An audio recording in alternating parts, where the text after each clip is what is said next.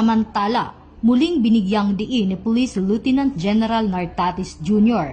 ang kahalagahan ng disiplina at respeto sa uniforme ng kapulisan, kasunod ng pag-viral sa isyu ng maling paggamit ng PNP uniform. Aniya, ito ay isang sagisag ng katapangan, sakripisyo at tiwala ng mamamayan at hindi dapat gamitin sa katuwaan. Sa ilalim ng kanyang pamumuno, patuloy na pinagtibay ng PNP ang disiplina, seguridad at integridad ng organisasyon bilang bahagi ng bagong PNP para sa bagong Pilipinas, serbisyong mabilis, tapat at nararamdaman.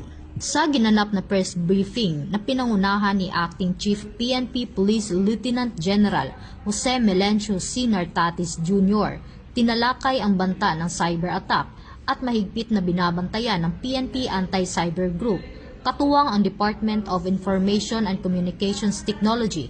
Ayon kay Police Brigadier General Bernard R. Young, ang distributed denial of service attack na posibleng mangyari sa Nobyembre 5 taong kasalukuyan ay hindi data breach at walang personal na impormasyon o pera ang maaapektuhan.